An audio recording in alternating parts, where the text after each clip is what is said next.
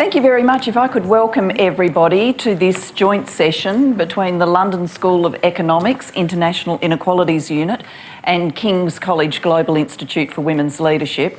I'm Julia Gillard. I'm the inaugural chair of the Global Institute for Women's Leadership. And I'm joined, as you will see during the course of proceedings, by Zamila, by Anna, by Sita, and they will have an opportunity to explain to you what they do and what they're going to be talking about tonight. Now, if I was in Australia, I would be saying we were here to talk about closing the gender data gap. But I got a really good piece of advice before I walked over from our office that if I say data, all of you are going to look at me in a quizzical way, and I've got to try and concentrate on saying data. So I'm going to do my best, but this Australian accent is pretty cemented. So if I lapse back, please try and do the own substitution and translation for me. Starting to remind me of a time that when I first went to America and was talking about Australian politics, where our Conservative Party is called the Liberal Party, that I was about half an hour in before I realised no one in the audience was understanding anything I said because of the difference in the meaning of the word liberal. We are here tonight not to focus on my accent or my inability to say words, but to focus on the question of data and what it can tell us about gender equality and women's progression. The old saying, of course, is what gets measured gets done. Is that true? Well, we're going to explore a little bit of that tonight, but we're certainly going to start with the proposition that if you don't get the measurement right, then it's very hard to know the dimensions of the challenges that you're dealing with. Our first speaker, Zamila, knows all about that, and Zamila was really the instigator of tonight's forum. So thank you, Zamila, for that. And thank you for everything you're doing to try and deepen our knowledge about inequalities gaps in our societies here in the UK and the work that you've done around the world. Zamila is going to lead us off with a presentation of an incredibly exciting project, a data project she's been involved with, and then I'm going to invite my panellists up onto the stage and we'll start the full conversation. Zamila, over to you. So I'm going to speak for about 5 minutes to show you what is possible when the objective is to make data accessible. So the Prime Minister commissioned my team the Race Disparity Audit in August 2016 to build the world's first website containing all government data broken down by ethnicity. We are the first in the world to have ever built this website, and we are still yet to be replicated. The objective was, whilst we know in the UK lots of different ethnic groups suffer disparities, as in differences between groups, what we don't know is the scale of those disparities. So our objective was to build a website to make that data more accessible so that we can actually start to plot how many different disparities there are across groups and what it is government might then do about it. So the website, I'm very proud to say, is called Ethnicity, Facts and Figures. So I'm just going to show you a little bit about what it is we've done here. So when you're the first in the world to do anything, there's no blueprint, there's no model, there's nothing that you can follow. So my amazing team, many of whom are here today, are a combination of data, digital and policy experts. And we decided if we're going to build something that no one ever has done before, then we have to have two principles in order to make that possible. One is to meet all data and digital standards. That way you know that you're building a quality product. But also we needed to talk to all the users, people for whom this data was never accessible before.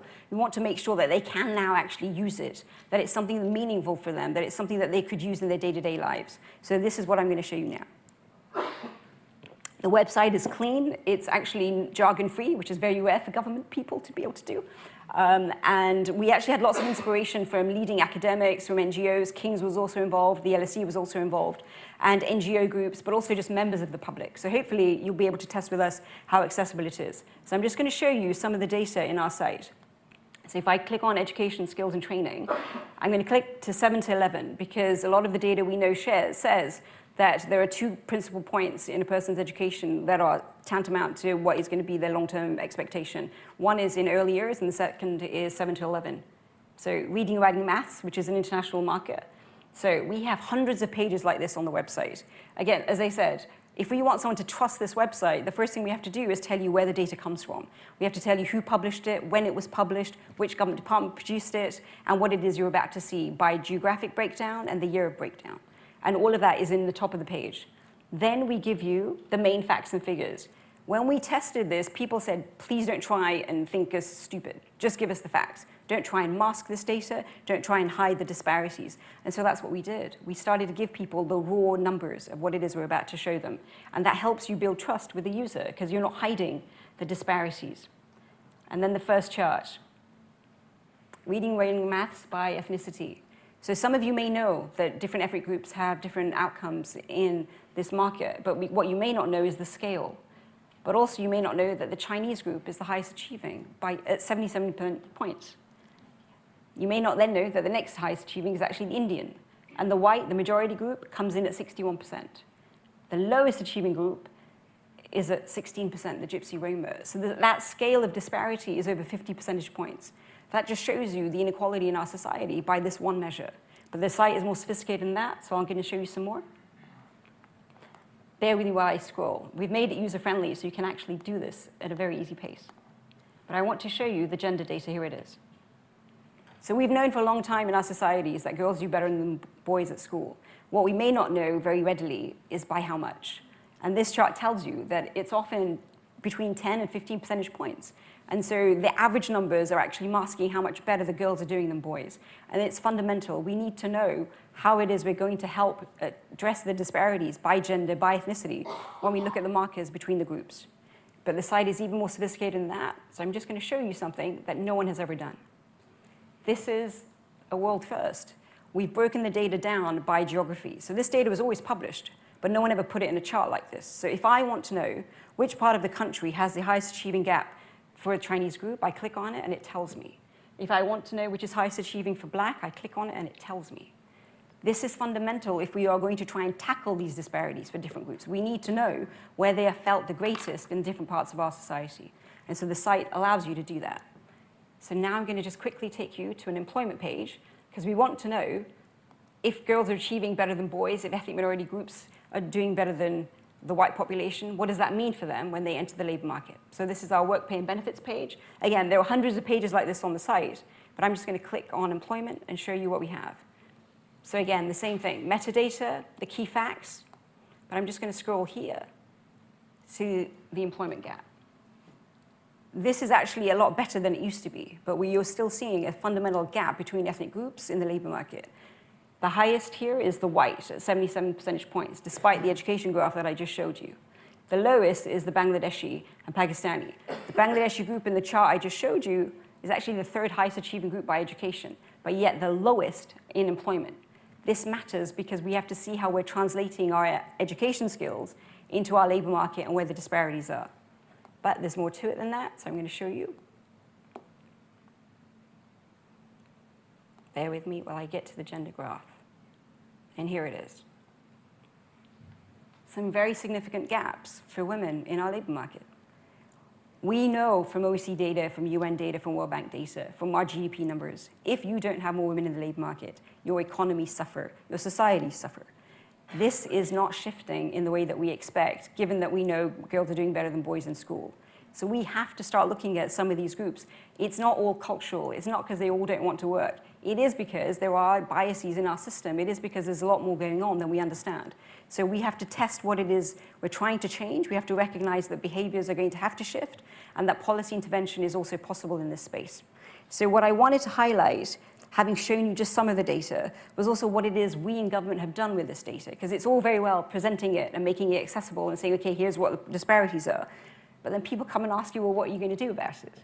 And that is the right question to pose. So the data is compelling, the disparities are complex, but we have in government announced a series of policies, and I'm just going to mention the ones in education and employment because I hope that will help tease out the conversation going forward.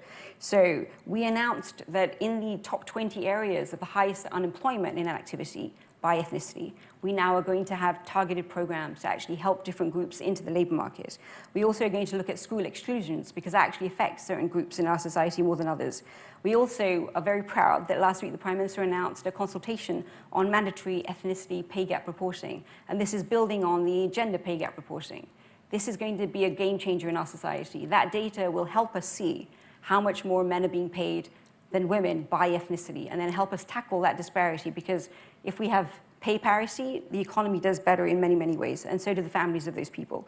But we also are looking at employment and senior leadership. We know that there aren't enough women in senior leadership roles. We also know that there aren't enough ethnic minority in senior leadership roles. So we're going to have to start having ambitions and targets and programs to address some of those disparities. I'm going to stop there. Thank you.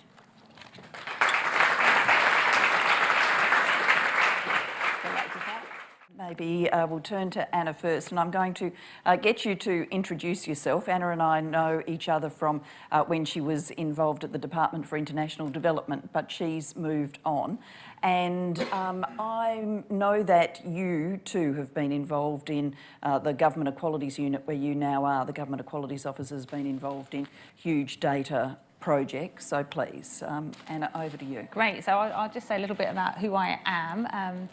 My name's Anna Wicksberg. I am the Director of the Government Equalities Office. Just a warning, I have been doing this job for 5.5 weeks, so if you throw any difficult questions at me, that would be my excuse. Prior to that, I was Policy Director at the Department for International Development, where I had quite a wide-ranging set of responsibilities, but it included, for example, education, where we had a big focus on girls' education, gender equality internationally. I was the responsible director for big conferences that we had both this year on disability and the year before on family planning, which is a huge issue around women's both social and economic empowerment.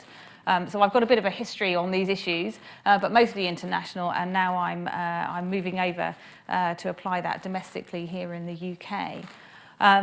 I'll just say a little bit. I haven't got the same show and tell as Zamila. I'm really sorry. I should have done. And that's actually quite nice because all the gov.uk websites, you probably know, look the same. So I felt a sense of warmth and familiarity when I saw yours, because our gender pay gap website looks very similar. And that's the thing that I just wanted to talk about briefly. Zamila mentioned it. So I'm sure a lot of you know, last year for the first time, the government required by law all employers with more than 250 employees to report their gender pay gap. The gender pay gap is not, I think, an obvious measure. It's the difference expressed as a percentage between the median pay of a man and the median pay by hour of a woman in an organisation.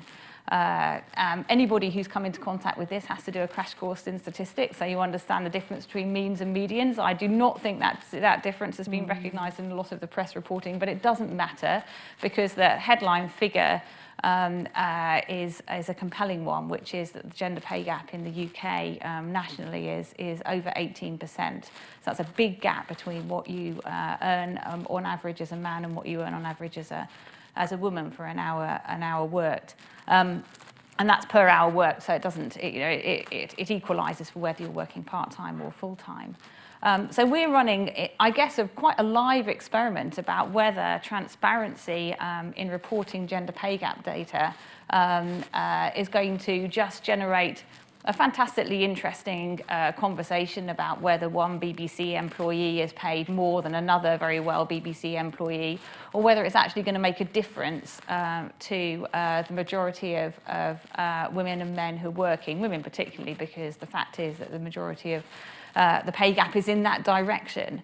And we have yet to see, and I can talk a little bit more about it later, but I think our theory of change here is that transparency in data and good quality, rigorous data is a necessary condition, but far from being a sufficient one. So some of the work we're currently doing is providing employers with advice on how they can interpret their data, how they can use their data, and really crucially, based on some serious research, the measures that we know will make a difference in shifting the gender pay gap. And we will see over time whether the numbers move and whether those big inequalities start to close. Maybe just one final point on the gender pay gap. It's not the kind of number which moves from one year to another. That in itself does create problems because, in a political cycle where things turn around really rapidly, having to wait for a period of, years, maybe decades to see change isn't very appetizing. So one of the things I think we will have to do is retain our political masters' confidence in carrying on the efforts around reporting and transparency for the longer term, as well as showing that we're having some traction in the short term, and that may be something we want to come back with in discussion. So I'll stop there. Thank you, Anna. We've had two perspectives. Zamila, obviously very in love with the website, loves that information, loves that data. Anna talking about the gender pay reporting, and that did, of course, make a huge public splash when it was first available earlier this year, and we would anticipate the same next year. Sita, I'm going to invite you into the conversation and to introduce yourself, but also your lens on this is a little bit of a different one. When is too much data too much? Thank you. Actually, as both of you were speaking, I realized that it would be useful context to explain that one of the projects that I co-run is a project called Our Data Bodies.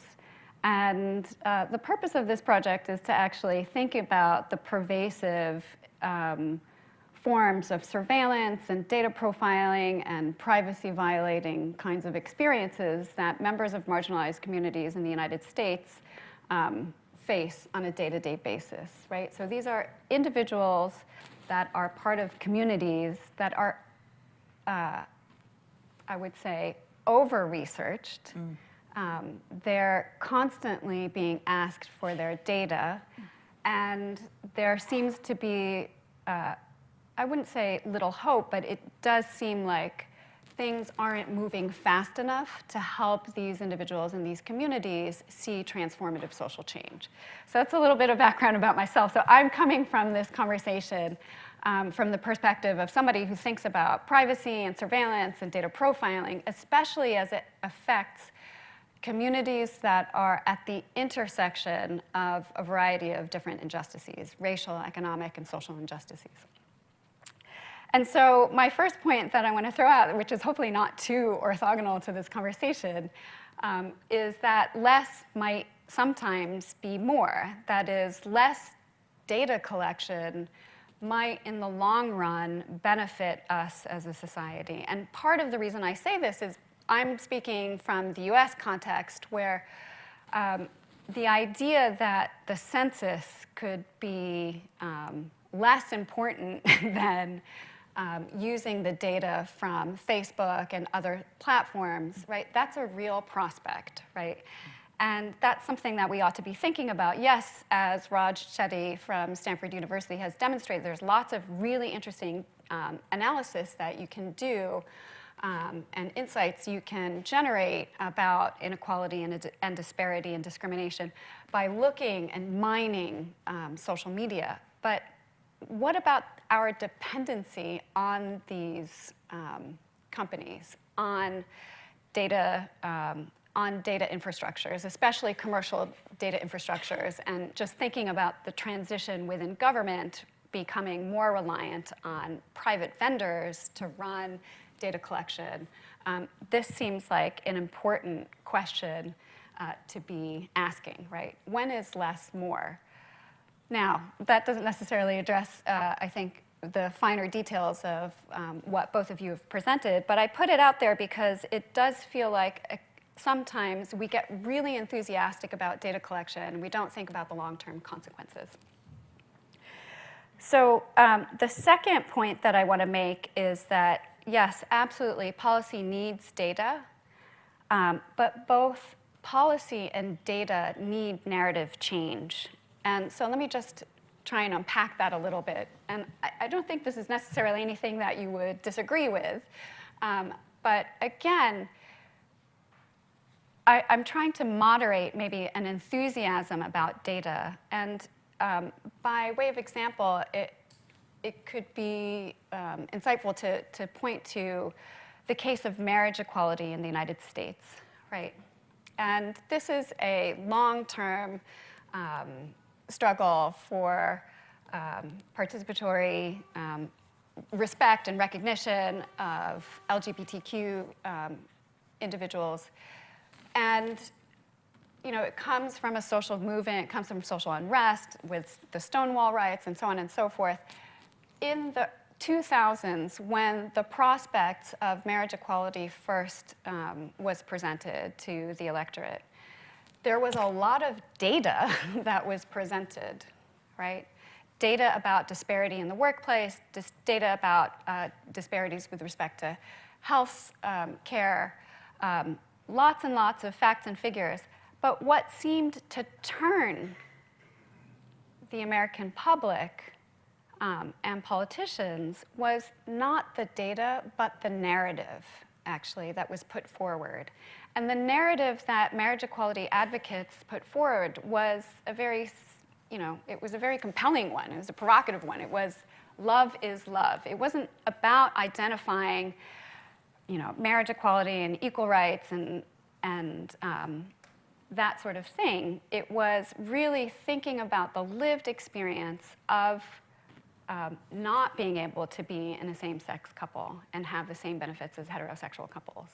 And so I emphasize that because, again, oftentimes it feels like as we're talking about the importance of data, and it's not to say that data isn't or data aren't important, it's that when we're talking about social change and transformative social change, I think it's important to think about how those things pair together.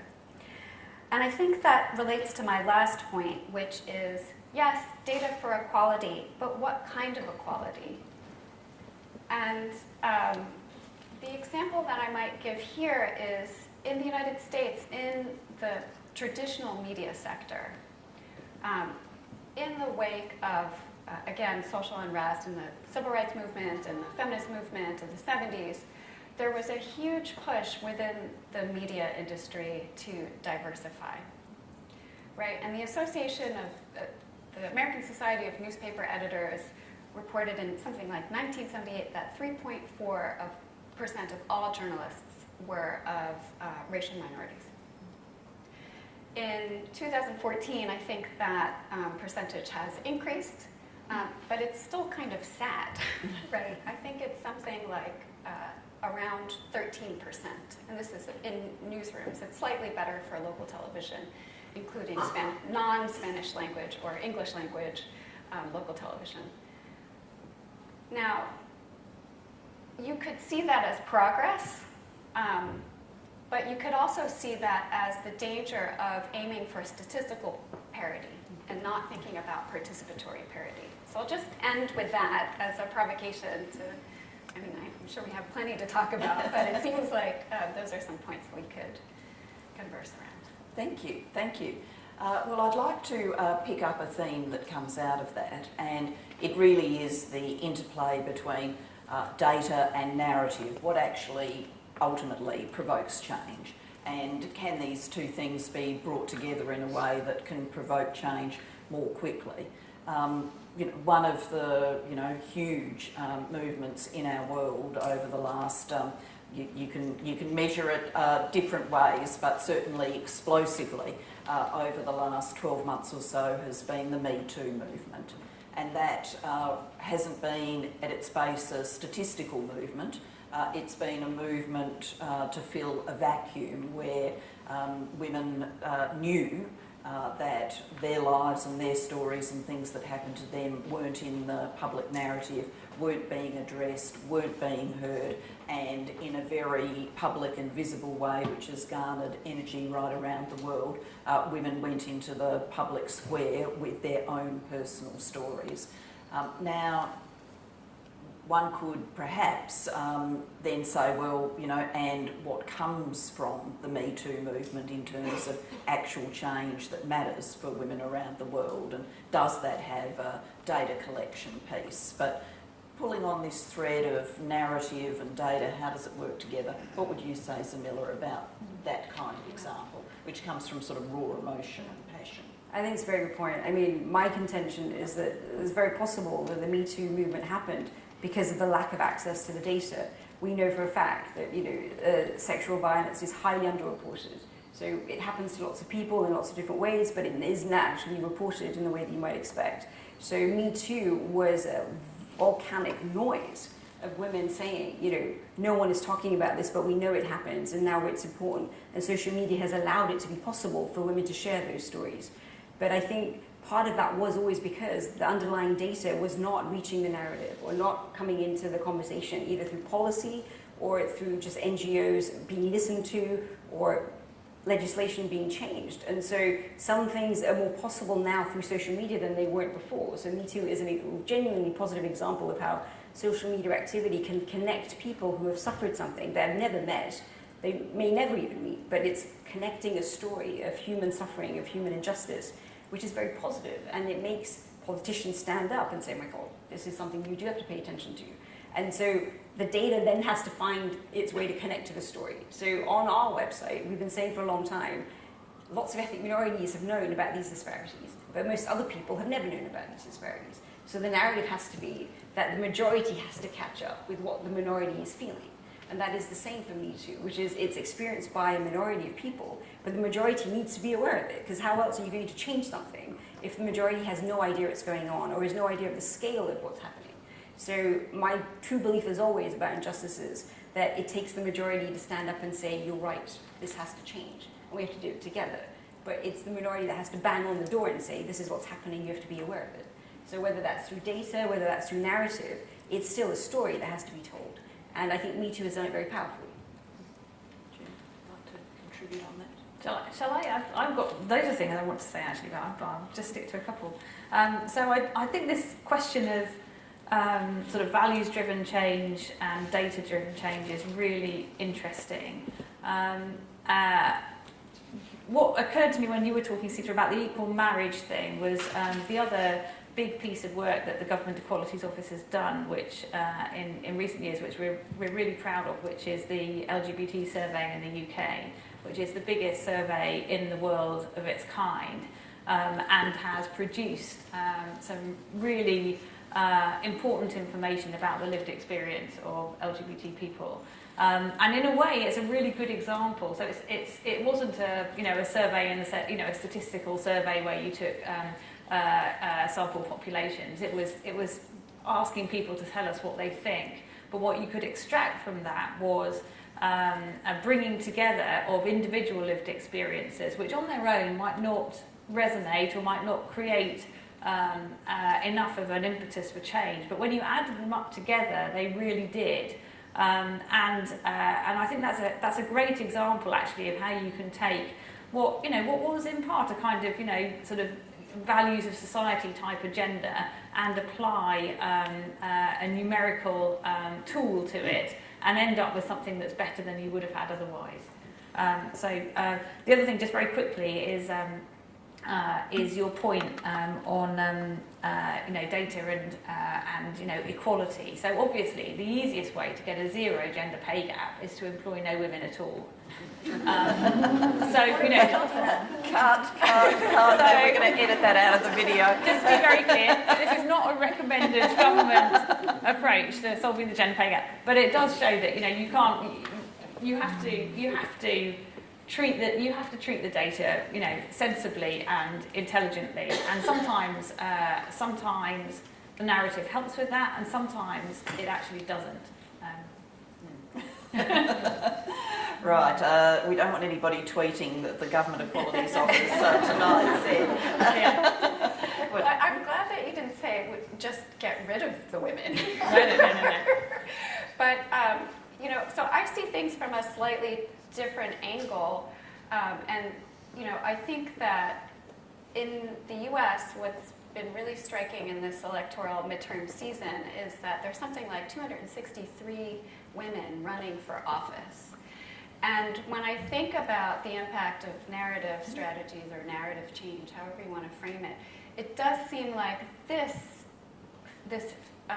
rise in concern and this kind of outpouring and this outrage, right, is also fueling women to run for office, which has a different kind of impact than, say, finding data, looking at disparities, thinking about that, how that information informs individual citizens or residents or policymakers themselves, and then makes a change that way. So I'm sort of, again, the point isn't to say we don't need data collection. It's to think about how these things interact and when and how they're powerful together. I'd like to sort of broaden the conversation a bit now. I mean, when we look across this panel, UK, US, Australia, we would say data, but anyway, and, you know, to try and broaden it, one of the statistics that I think is important is a UN survey of 126 countries found that only 30 to 40% regularly produce statistics on key things that matter to looking at gender equality and what is happening in the lives of women, including things like unpaid work and violence against women. And we've just had the conversation about Me Too. So is there a danger that in focusing on the data, we are looking for ever more statistics, websites, academic reports in the countries where we live and of which we're citizens, while the rest of the world goes without reporting and without therefore even benchmarks or baselines to help start a conversation about change. Now, Zamila, you at an earlier iteration of your life worked for the United Nations. What would you say about that disparity?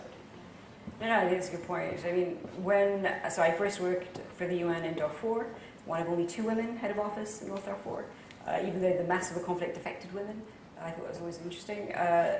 What was the situation? It was 2 million people in IDP camps, so people internally displaced inside Sudan, and too scared to go back to their homes, so living in camps supported by the UN and INGO agencies.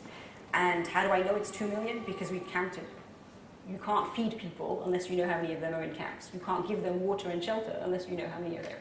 So that is serious documentation that's counting every man, woman, and child on a regular basis, because otherwise, if the food shortage goes down, people die. So you need core data just to know how many people are in there, how much funding you're going to get from the UN, from the World Bank, from every other agency, just to say, okay, this is how much we're going to need for this month, for next month, for the long term. So in the absence of data, that is simply not possible. But in the longer term, you know, people are being raped, people's houses are being bombed. That takes precedence because that is emergency life-threatening situations. You haven't got time to fill in the form that says, this is what happened to you, so let me get that font in there. So there has to be a balance between, you know, crisis situations versus normalizing of situations. And not every conflict is in that desperate situation, so you can move to that.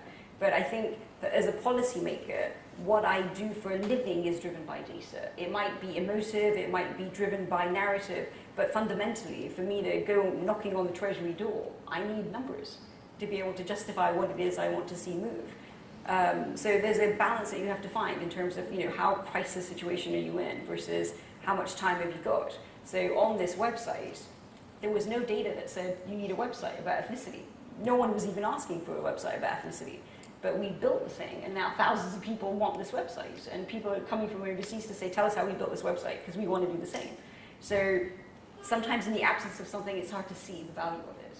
Once you create it, and then people come, as they say, you start to recognize that actually the fundamentals have to be there if change is going to happen. Even narrative is fueled by data, because a powerful narrative has to be underpinned by the truth. And the truth is voices, and those numbers do add up. So I think there is a chain of a story in that you can't deny. Anna, you obviously, before your current role, worked for the Department for International Development, so you'd have had a lot of a look at the data disparities. What's your perspective on that? I mean, I think the point you're making is exactly right. I mean, there is a real risk that because a subset of the whole is being measured, that you end up it's part of your point as well, you end up over-analysing that thing, and you forget to say, well, what is it that we haven't looked at all? That definitely does happen. I mean, I do think that digital technologies actually more broadly, including some really, some very sort of simple mobile phone-based ones, are really revolutionising, and in ways that we need to think about more. I agree. The way you can collect data To take family planning, for example, there are now much better ways internationally to find out whether women are able to access the contraception that they need when they need it, to report stockouts in local village clinics and all of those sorts of things which you need people on the ground to be able to do. And that is really changing the way that we think about provision of modern contraception in the international community. So things like that I think are really important. I do also think it's really vital to understand how the number was created, though. It's a bit what's driving your metadata and some of the points you were making too, Sita. And people rarely, in my experience, and I've had a lot of it now, people rarely ask where the number came from. And so you'll suddenly find it was a sort of survey of a very small group of people, or it was generated by this thing, and you can start to see then what you may have missed in that number and what the other things around it might be telling you. And for me, that's a big lesson I think that I've learned. It's not just which numbers do you have, but it's also how are those numbers generated? Is this a self-reported thing? Is this a did somebody do divide something by something else to get this number? How tractable was it? How much of a personal choice was it? So I mean, you get this on ethnicity data and disability data in an even more extreme way, actually, because a lot of this is self-reported and self-identified, and that then creates particular issues around how you use the data and how it then relates to other data sets, which might suggest something very different. So that metadata question, sorry, this is kind of getting a bit techy, isn't it? But that metadata thing, actually, I think is really important and underexplored, including, I think, by a lot of policymakers, actually. And on this globalised approach, what's your view? I have many thoughts. I think that insofar as some of these open data initiatives are concerned, so these things can be incredibly generative, right?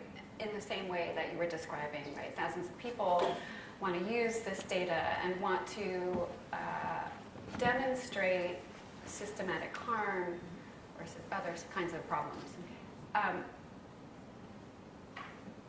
There's always a social infrastructure that sits atop these kinds of projects, and I think there's a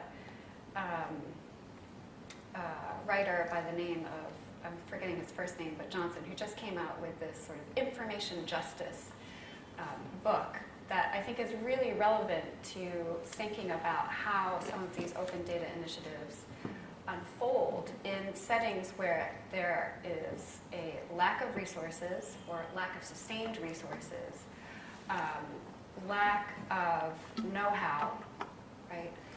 And perhaps too much faith in the power of data, right? Again, the point is not to say don't do data collection, don't use technology. That's not the kind of message that I'm trying to convey here. It's that any good website or any good open data or equality data initiative depends on a sustained or a sustainable infrastructure that can help carry the sort of motivation, the motivating reasons for the project in the first place. And in the absence of that, some really terrible things can happen, right? Data collection can turn on people who experience systematic oppression, right? That can be data collection for surveillance, for getting you off of, welfare rolls and things of that nature, right? Data collection can be just cut off and left stagnant, right? Because policymakers and or civil society no longer has the means or interest in it, right? And those are real problems that need to be anticipated as all of the excitement and all of the potentiality behind using fantastic, rigorous, traceable data is advocated for. Well, let's keep building on that scenario. So really, we're exploring the gap between having the data and then having it propel change because it is connected with a constituency for change that is active, motivated, able to use the data to persuade decision makers that action is required.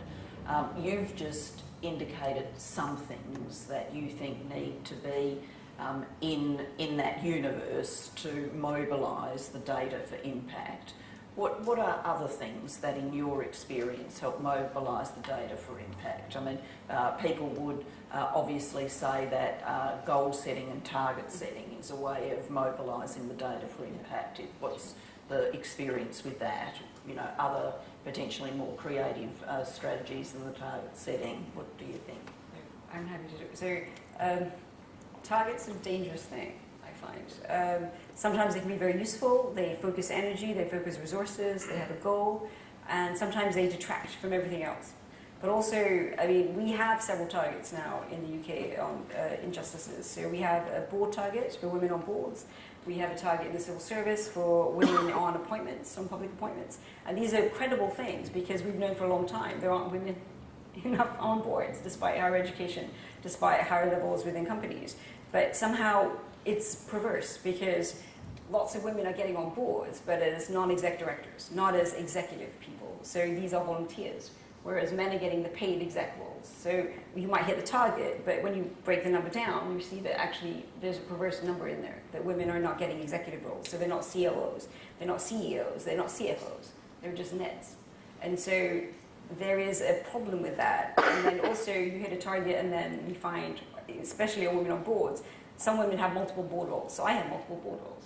And last year, 5 women stood down for FTSE 100 companies, and suddenly the number dropped by like 40 because they had multiple roles.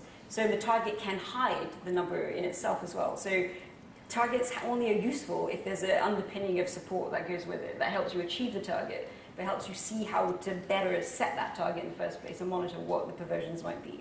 So in the civil service, we have a target to increase the number of ethnic minorities at the senior civil service and also disabled persons. But that is supported by an entire program and a governance structure that is going to help that be possible. So it isn't just, you know, here's a number and everyone has to hit it. There's a dedicated team, there's a program that supports it, and someone is tracking those digits, and there's performance aligned to it. So, I mean, ITN last year, one of our biggest media companies, came out and said, you know what, we're tired of setting targets and no one hits them. So now we're going to set targets, and if you don't hit it, you don't get your bonus.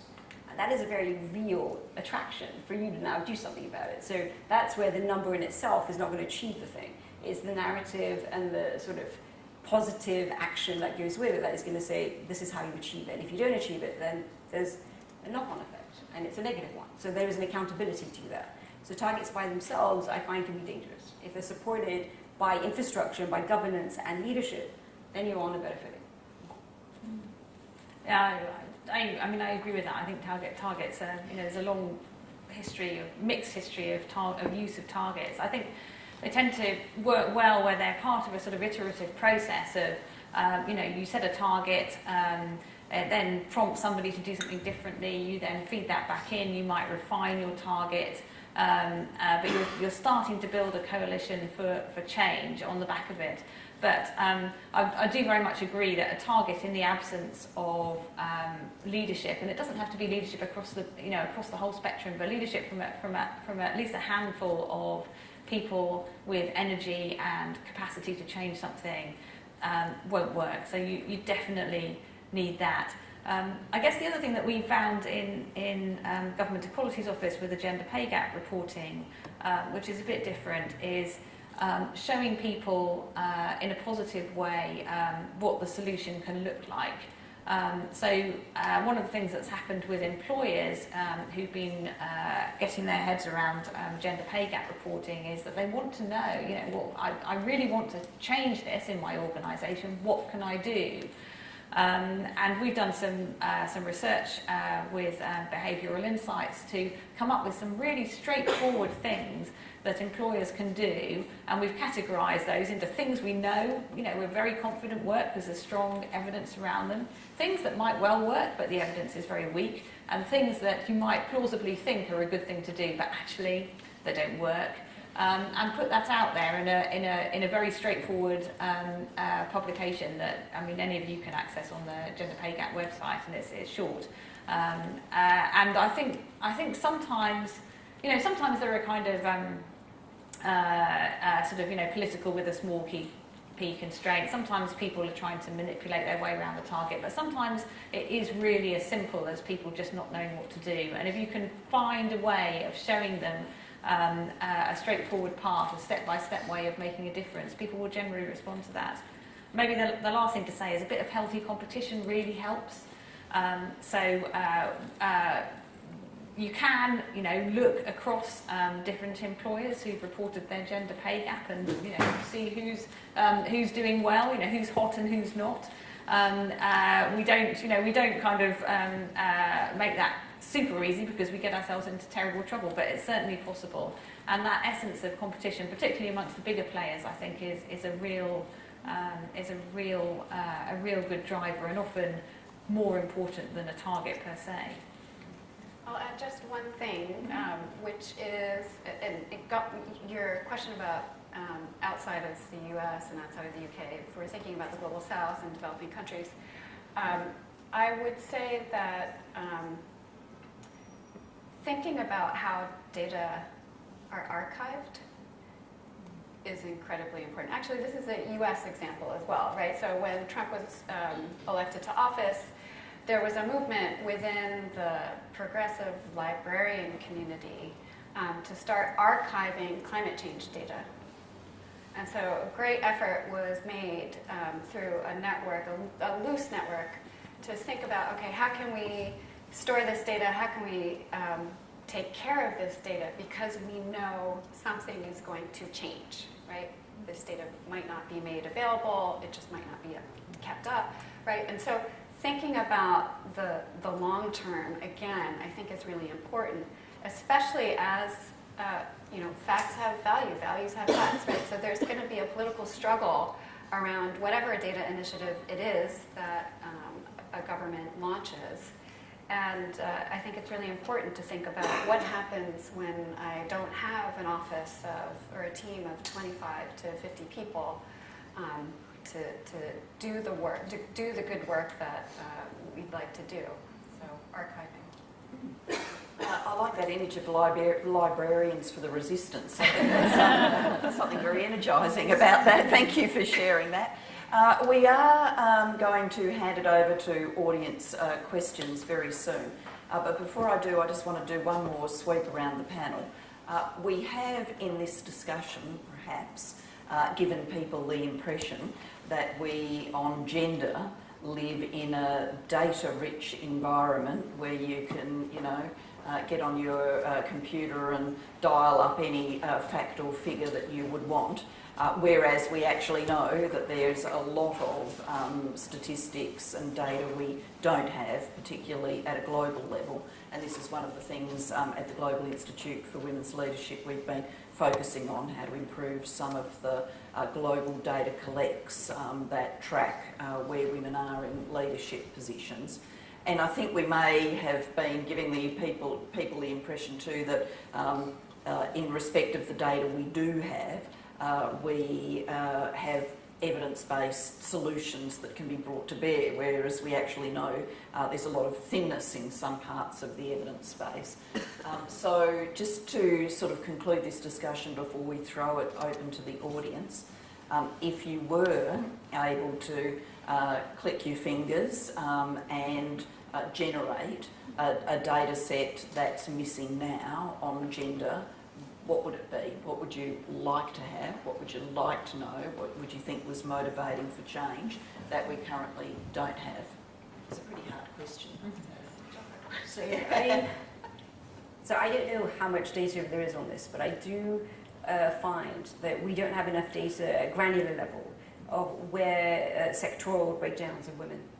So I often find in different sectors, we know that there are absences of women, we know that they're on at high levels, but I don't yet know by sector how many women are employed in the economy. And so we know that with Brexit, with shifts in our automation, with innovation, we're going to have massive change in our economy in terms of where sectors are going to grow, where the innovation is going to come from, and how is that going to affect men and women differently. I don't know that because I don't know where the data is. So how accessible it is, or whether it's printed and I can't find it, I don't know which one is the problem. But I do know that right now, at my fingertips, I cannot get that data. So even in our site, you can get at very high levels breakdowns by sector, but it's really high. It's not granular at all. So I can't tell what the impact is going to be by any big shift in the economy. And I need to know that because women are often one of the first to lose out, as are minority groups, when there's a shift or a downturn in the economy. So given that we've been through a few rockety bits in the last 10 years, it would be helpful to know how the economy is going to be impacted by different groups if I had sectoral breakdowns at very useful levels. That's very technical, so sorry. Yeah, I mean, it's difficult, isn't it? I mean, one obvious gap in our gender pay gap data is it's for larger employers with 250 employees. And that's partly because there are both data problems and, just sort of burden problems in asking smaller companies, smaller employers to report.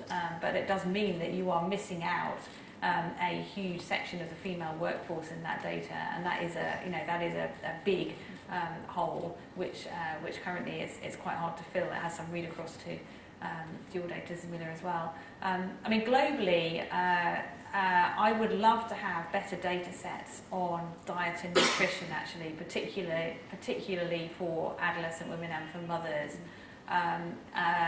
We know that diet is one of the key drivers of poor health across the globe, and yet we don't know very much about nutrition. It's quite hard to measure. I think that would be, and as a result, it's one of those issues which people find it quite hard to get hold of. Julia and I have worked together on education quite a lot. That's, there are lots of issues about measuring quality of education, but you can at least measure who's in the classroom and who isn't with some degree of reliability. But nutrition data is much harder to come by, and as a result, I think the issue internationally has been under-considered, possibly under-resourced. That is an incredibly hard question for a qualitative researcher. But, so a lot of the work that I do is participatory and collaborative with members of marginalized communities, and I would say that it really does matter to have the stories of people as they're formulating their vision of the world that they want to live in. So, yes to other kinds of data, especially data that's about sort of invisible harms or invisible lives, I think is important to focus on. But from my own vantage point, right, it's thinking about, well, what for people who don't have the privilege of walking into a boardroom or even having gainful employment, right? What is their vision of gender equity or gender equality? That's a good answer. That's a good answer. Rosie, who is here, who's the director of the Global Institute for Women's Leadership, we had the privilege of meeting with a colleague from the US who was talking to us about an app where women, particularly women from ethnicities, races, women could carry around the app with them and could hit it to count every microaggression that they encountered in their day, and that we could somehow have the app link to a global website so that we could track the microaggressions. I'd kind of like that to work globally, but it might be a pretty big vision for change. I'm going to throw it over to you now for questions and comments. We've got one over here, please, and a microphone will come to you, and then we'll come back here. Thank you. Very much. I had the pleasure of You might just have to hold that up a little bit. Yeah. I had the pleasure of questioning you directly, actually, at LSE in 2014. So, did you ask me a hard question? Yeah, I did. It was somewhat related to gender at the time as well, and women in politics.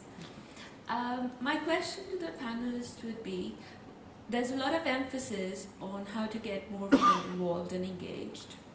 But at the same time, my question would be, is the workplace ready for women and the issues that women face, for example, in their reproductive life cycle, or say if someone's going through menopause, or on an extreme, now that you spoke of Me Too, if someone has been sexually harassed and they go through extremely traumatic psychological distress, and that distress inevitably affects their capacity to function and work in the workplace. Is the workplace and the culture ready for women to be more included in that kind of an environment? Thank you. That's a good question. What I'm going to do, because we've got a few hands, is I'll collect up a few and then throw it to the panel. So we'll take the 2 questions here. So, and then for just 1, 2, 3, can I count? 3 rows back. Thank you. Hi, thanks. Question for Anna. When you were talking about your gender pay gap data, I was wondering if you could talk to the drivers around vertical promotion of women and the different kinds of roles that women take up that perhaps on average have lower pay, and whether or not that's reflected in the data, if you have thoughts on how that's captured, or and perhaps what the different inferences are from the data collected through those 2 lenses. Thanks. Thank you. There we go, coming to... Hello, my question is about the collection of global data. The UN high-level panel recently had 7 pillars that they recommended for women's economic development, one of which was entrepreneurship. If you look around the world, we don't know how many women-owned businesses there are. America collects the data, Australia does not, the UK does not, South Africa pretends to, Kenya does a little bit. How can we make a change if we don't have common data across the world? And what would you recommend we do to get governments to collect collaborative data that is the same wherever you are, to increase women's participation in entrepreneurship? Okay. They're great questions. What I'm going to do is, on the very specific question, Anna, I'm going to go to you first, so you can answer that, and then I'm going to throw the other 2 questions to the full panel. So that gender pay gap question, if you could. Sure. So I mean, you're absolutely right. What we see with the gender pay gap is that it increases over a woman's lifetime. So you basically pick up more and more disparity between women and men as you carry on, and a lot of that is linked to labour market participation, essentially people taking time out for caring. And you see a number of things happen there. When people come back into the labour market, they sometimes choose to take a part-time job. Those often tend to be lower paid jobs. Sometimes people will choose to take a step down when they come back in. So there are a number of things that are happening that are building up. And interestingly, it's not just women having children.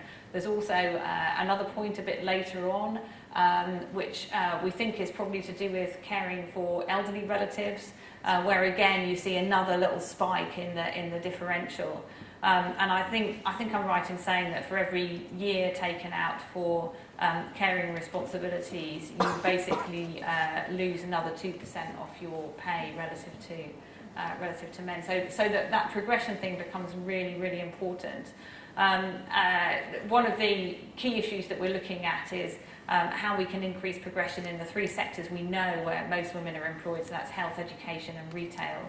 And particularly, for example, in retail, you'll find a lot of women working part-time in a shop, but they won't necessarily apply for or be encouraged to apply for a post as the manager of that shop or the regional sales manager or any of those more senior jobs. So absolutely one of the things we want to look at is how we can work with employers in those sectors to make sure that there aren't barriers in the way of women taking those opportunities, whether they're cultural barriers or practical barriers. We don't yet have the answer, but it is the core issue that's driving the gender pay gap. And can I just comment very briefly on the first question as well? Because I mean, partly from personal experience actually.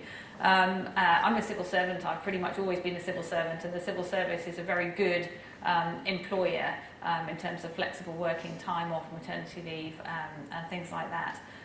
Even so, I mean, my personal experience has been, and I don't think this is by any means unique to the civil service, that you're still very dependent on your immediate work colleagues and often your immediate line management to determine the quality of experience you'll have, whether you're returning from maternity leave, which I've done several times, or as you say, women going through menopause, or mental health generally actually is another area where there's big gender disparities, so around self-harming, for example, and that it shouldn't be the case. So I think my personal view on this is that too much is still dependent on how lucky you are with who your manager is, and that's not right. And I'm going to throw the question here about our workplaces ready, and the question on entrepreneurship and global data collection data across to the panel. Yep. I think it's actually a very good question. I mean, you have to decide what type of behaviour we're experiencing to know what type of behaviour we're trying to change. And twice in literally the last 2 months, I was asked to look at a list of nominees for different roles, and both lists only had men on them. And I had to write back and say, why are there no women on this list? So it's a question of just saying, when do we consider women? At what point is the actual word, have you thought about this, kicked in? So it isn't just about, how we recruit people, how we nominate people, but then how we treat people. So I actually recently wrote a blog about migraines. So the day I start a job, I tell my line manager 2 things. The first is, I think the best thing about a leader is to invite challenge, and I do that to them. And the second is that I suffer migraines, which is disproportionately affecting women around the world, actually, compared to men. It's like 2/3 women, 1/3 men. And that has a fundamental effect on your working environment. And so if you don't get a boss that is understanding, that is going to be impossible for you if you are a migraine sufferer like I am. And so those types of conversations, they happen in a very soft way, but they're fundamental to your work experience, to the way you behave in the working environment and how you interact with your colleagues. So I think we need to find a better way to have those conversations. So as I said, I do it on day one. And I am a really big provocateur of when I don't see women who are visible. I will say, did somebody miss something? And I'll call it out. But I don't think people do that enough. And I don't think it should only be down to women to do that. So, something I said when the gender pay gap data was released was how the media was reporting it. So the media had all these wonderful bits of advice to women about how it is they need to start asking their bosses for a pay rise and how they need to ask for a promotion. And nobody said, what do men have to do to actually tackle the gender pay gap? And I thought that was really profound. And then last week, I don't know if you saw, the CERN physicist was talking about how men create physics. Don't make me choke. But, somebody did actually say this. So it was outrageous that he said it. But then what followed was the media in the room went to all the female scientists to say, tell us how outrageous you thought that comment was. Nobody asked any of the men, how outrageous do you think that is? And maybe step up and say something about it. So it is how our behaviours are, how we gender even the conversation about behaviours. That has to change as well. And then on the point about data collection, I agree. So this is the point I was making about our economies. We do not collect the data we need in our economies at the level of granularity that is going to be needed, especially because our economies are changing fundamentally. And with automation, with moves in innovation, we need to know. And because the tech sector does not yet recruit enough women, we need to know where the entrepreneurs are going to come from and how it is we track them and support them. All of that is going to matter, and it's fundamental to how we collect the data. So I think it's very important. I feel like both questions leave me with more questions. But to your question specifically, as you were posing it, I started to think about a woman in the United States by the name of Grace Lee Boggs, who was a great feminist and sort of intersectional scholar and advocate, who was involved in the civil rights movement and various forms of participatory democratic movements in Detroit and elsewhere. And in the sort of fire of all of the social unrest in the 70s, moving into the 80s, she wrote, I think, she and her husband wrote, James Boggs wrote a really important treatise that was thinking about work, right? And the kind of work that we actually want to do. So the question that she posed, or they posed, wasn't how does the workplace transform, or is the workplace ready for us, but can the nature of work itself change, right? so that it's not necessarily, and again, this is, you know, sort of me thinking in a more sort of transformative level, right? It might seem totally unrealistic within the confines of our pragmatic everyday lives, but I think it's a provocative question, right? What do we want work to be? And where do we fit as women and or men in that environment? So that's how I would respond to that question. To the question about sort of standardizing data collection, I think there is an incredible value with that. I don't have a good answer, but your question provoked me to think about an encounter that I had with a student who has an experience as a journalist writing about the Dalit community in India, and expressing some frustration that, you know, we write about Dalit women, we provide facts, we provide evidence, and yet there's this huge thing that we haven't yet been able to really transform. And that is some of the fundamental religious texts which encode a particular view of gender, a particular view of women. And so thinking about how you deal with that alongside of standardizing data collection, I think is a really important question to be asking. I think if I was back in Parliament, we'd say the entrepreneurship data collect question we're taking on notice, because we don't have the answer here now, but good one to work through and think about. I'm going to collect up some more questions. So we've got a question here. I'm just a bit anxious. No, I just thought maybe I've got great lines of sight over that side of the room, so I didn't want to miss anybody. So a question here, and then we'll come down the outside edge here. Yes. Thank you for being here, first of all. I actually have two questions, because I'm working on a research on leadership at the very moment, and my question is, as far as women's leadership is concerned, which is essential, what can be done right now, right here, to actually get some change done at the moment? Because when we talk about governmental issues, often policies and laws actually take years or months anyway to go through. But from an individual's perspective, how can we actually change how the economy is working at the moment, and actually take action right now and be effective right now here as an individual? And my second question is regarding data, regarding the granularity issue. From an economist's point of view, we generally produce modules that actually oversimplify data to better comprehend the actual topic at hand. How can we avoid this oversimplification of data, and at the same time also achieve the less is more issue we discussed before? Because when we get too specific or too accurate regarding data, we risk not being not achieving that level of visibility and not being understood from the people in general. So how can we actually balance that too? So it's a question for whoever. I mean, so thank you. I'll throw it to the panel. So we had a hand on. So we'll take the hand on the edge here, then down the front. Yes, thank you. Hello. Thank you for the presentation. My question isn't for anyone in particular. It's more of a general question, I suppose.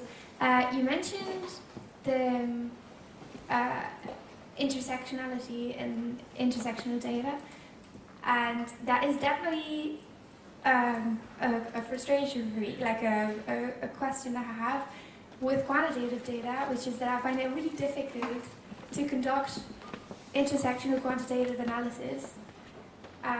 And I was wondering, so I can see that there are limitations in the data, and I was wondering if this obstacle, if you know what kind of, or you have ideas as to what creates these obstacles to intersectional quantitative work.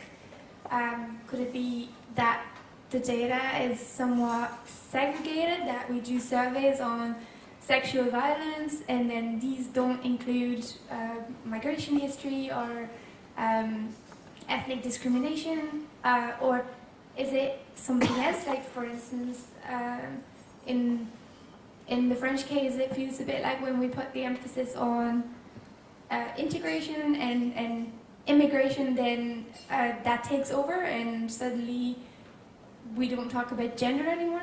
I was just wondering if that is something that other people kind of fight with, like if you had answers or ideas as to how to explain that. Thank you. Yes. So you'll have to come around the pillar. There we go. Thank you. It's been a great panel. Thank you very much.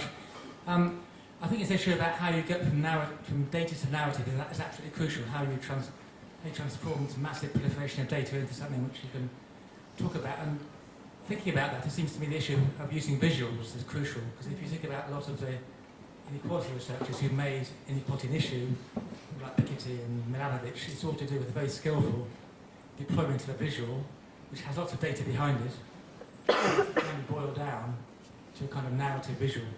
So, famously in Piketty is the U-shape, which is inequality was bad, got better, and got worse again.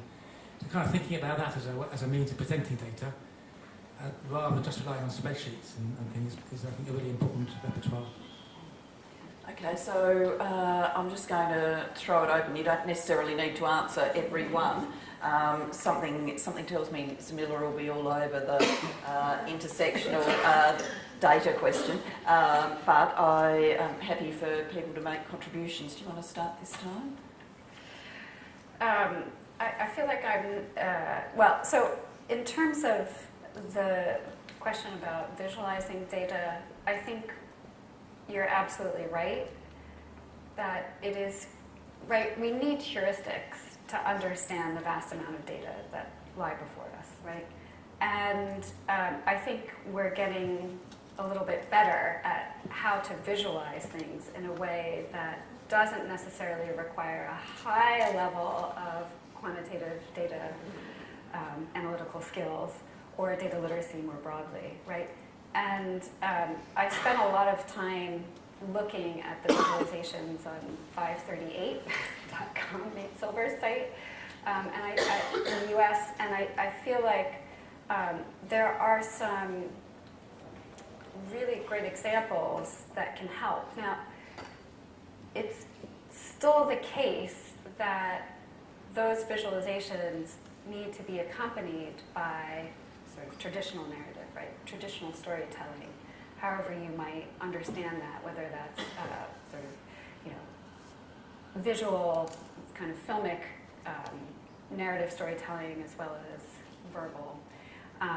But because we have so much data out there, it's essential that we figure out how to reduce it. Now, maybe that relates to your question. I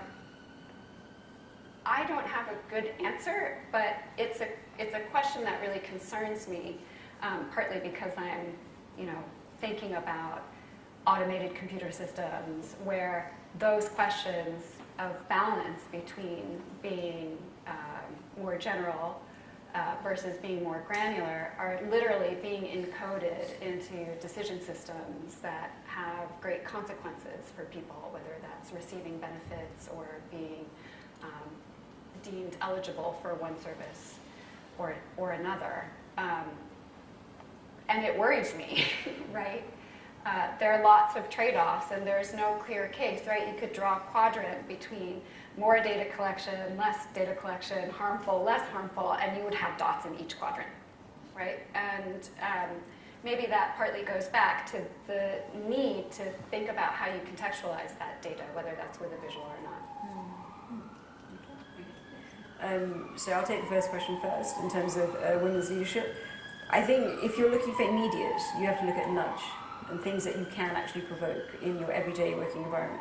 And some things that are actually very powerful. So on International Women's Day, the UN encourages organizations to put on their meeting rooms the poster asking, how many women in this room? I don't know why we don't do that all year round, because clearly there aren't enough women in all of these meeting rooms. So on one of the very first project meetings for the race disparity audit, I sat in a room of 30 plus senior people in the civil service, and I was the only ethnic minority. And I said in that room, this cannot happen again. I cannot be the only ethnic minority person in this room talking about this. That doesn't take away from anyone's legitimacy or value in that space, but you need to have voices in the room if you really are going to make a difference. The second is recognizing that women take risks differently. We do, that's just a reality of gender. That doesn't mean we think better, it just means we think differently. And if you want to change leadership realities, then you have to have different voices in a room. So diversity of thought is fundamental to shift. So that type of provocation is just a nudge. It's a very practical thing that you can do in your day-to-day work. You can literally just say, why aren't there any women in this meeting room? Change it. It's something that's quite easy to do. On intersectionality, fantastic question. Thank you so much for asking. The reality is no disparity is explained by one situation. It is fundamental in terms of causal analysis. You have to look at lots of different things. The thing that we haven't yet done on this website is explain what is causing the disparities. That is a big amount of research and analysis that has yet to be done. We'll have to collate lots of material. But the first thing that people asked us when we built the thing was, tell us why it's happening. Is this socioeconomics? Is it because everybody's poor? Is it because they all live in the north? It's a combination of very complex things. But until we link that data, it's hard to say how much of it is down to geography, how much is it down to your ethnicity versus your age or your gender. It is necessary, but linking data sets requires governments to actually pool departments together. You hit data protection issues, you hit literally just structural collection issues. But I think going forward, as data is, and our data on the site is machine readable, that has to become more possible. So I thank all of my quants who are here, because this is going to be possible in time, but the fact that governments have to think about it very sophisticated, because it will save us time if we can link our data. It will tell us more about it, so I hope it's possible. And then just on the wider point of, how does data segregation change our lives? There is a UN agency called UN Women, and it sort of was created because they recognized the gap in the disparities for women compared to everybody else. So the UN created this agency, and then it siphoned all the data to UN Women. And so sometimes mainstreaming things is the worst thing you can do, or maybe segregating it is even worse. So relying on UN Women, this very small and newest of UN agencies, to do everything there is to do about gender is probably an impossible ask. So mainstreaming data is a better option because then it filters through your structures, it filters through your governance, and everyone can see it. Asking one agency to do it is probably the wrong way to do it. And you can magnify that across governments and you have the same problem. So they're all really interesting questions, actually. On intersectionality, I think you've covered it really, really well. I think the only thing I would add on that is in a global context, in a development context, it's even harder because of the data scarcity. I think one of the really great things about targeting disability as we did this summer, there was a British government of Kenya, and the International Disability Alliance, is that it tends to be a good proxy for some of the most vulnerable, some of the most excluded people in society, and there will be other proxies like that you can use. And I think that sometimes is a way of just being pragmatic about trying to move forward when actually it's going to take a while, sometimes a very long while, to get the quality of data that I think you're looking for. On what can we do now? I mentioned this before, but this is our piece. It's called Reducing the Gender Pay Gap and Improving Gender Equality in Organisations, Evidence-Based Actions for Employers. And it has some things that you can do now that we know are effective. So I'll read out a few. Include multiple women in shortlists. Zamila's already talked about that. Use skill-based assessment tasks in recruitment. So that's you probably need to read the paragraph underneath that to understand exactly what that means, but it's evidence that works. Use structured interviews for recruitment and promotions. Unstructured interviews tend to work less well for women. Encourage salary negotiation by showing salary ranges. Now that is very counterintuitive for lots of employers, but you can spark this. In fact, I have done it myself by disclosing your own salary and getting other people to do the same. Introduce transparency to promotion, pay and reward processes. Again, very countercultural, but proven to be effective. And then one that I would, if there wasn't the evidence, I would be a little bit more sceptical of, but it works, which is appoint diversity managers and/or diversity task forces. Some things that don't work are unconscious bias training. It's very popular, but the evidence is really mixed about whether it works or not. Anyway, so I encourage you, if you want to know what to do, have a look at this. Yeah. You can get it on the Gender Pay Gap website. Just very briefly on the link between the oversimplification and the use of visuals. I mean, these are very interesting questions to have in the same thing. I don't know the answer. One thing I do feel quite strongly about, but again, a personal view, is that we have in the British, I don't know what the politically correct term for chattering classes is, but you know what I mean. It's really bad if you put a semicolon in the wrong place or split an infinitive, but if you mix up the difference between a 1.5 degree rise in temperature with a 1.5% rise in temperature, nobody cares. This is the climate change stuff that you may have heard on the. It's been been some stuff on in terms of Radio 4 reporting. This feels to me completely wrong. We need to be as numerate and data literate and care about that as much as we do about whether you've got your semicolon or your apostrophe in the right place, and we don't. And I think that is a problem actually, which we need to address quite rapidly, not least because of some of the risks that you talk about if you don't understand how to deal in a very basic way with numbers and statistics. So there you go, personal view. Zamila wants to buy in. I just wanted to add to the visual point. So before this project, I had no concept of how data numerate people were and how people absorb data. And one of the reasons I wanted to have this conversation was actually I've learned a hell of a lot about how people observe data and how you digest data, and the fact that most people are actually not data numerate. So we tested all kinds of data viz, heat maps, geographic maps, you name it, and it cost us a fortune. And people just went, I have no idea what that means. So how we communicate data is fundamental. We are locking out huge swathes of our society just by trying to make our publications really sophisticated to make them look great. And then people go, I have no idea what that means. So it's no wonder people don't trust data. It's because they can't read it. And we're excluding people. So one of the things I'm proudest about our website is that it is open data. We are literally opening data so people can read it. So for some people, it might look really bland, but I promise you, it's what people understand. And so telling a story through data, if you can do it through graphic, fine. But it better be good enough that people can understand it. Because I promise you, we are locking out people every day by how we publish data, and we're spending a fortune doing it.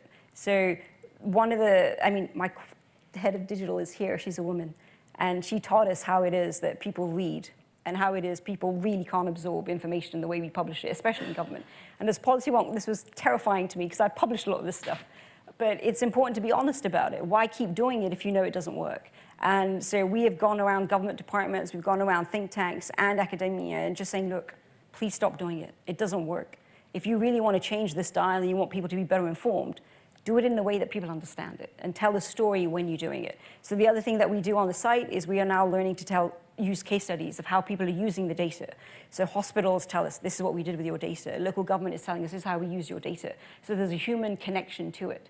But that's only possible because they can actually read it. Okay. Thank you very much. I am going to draw our discussion to a close now. I do want to do that given the topic we've got on by sharing one story from Australian politics where we were involved in a major transparency project about educational standards and did some polling research and focus group research about how people understand data, which found that 50% of people don't understand percentages. When that was reported to the Australian Cabinet, one of my colleagues said, so that'd be around about half of them then, would it? Yes, we've been on a complex topic. I don't have the evidence for this, but I suggest that blood sugar crisis and having a seminar on data starting at 7 and ending at 8:30 may be statistically correlated. So I don't want to keep you from the food and the drinks too much longer, but I would like to ask you to join me in thanking what has been a fantastic panel. Zamila, thank you for the energy to have the idea to have this and for your contribution tonight. Sita, thank you for being the thought leader that you have been in this conversation. You've taken us to areas we wouldn't have gone if you weren't here, so thank you very much for that. Anna, it's great to see you with all of that different experience, but now doing this incredibly important government equalities work, and thank you for coming tonight. If I could ask you to thank the panel.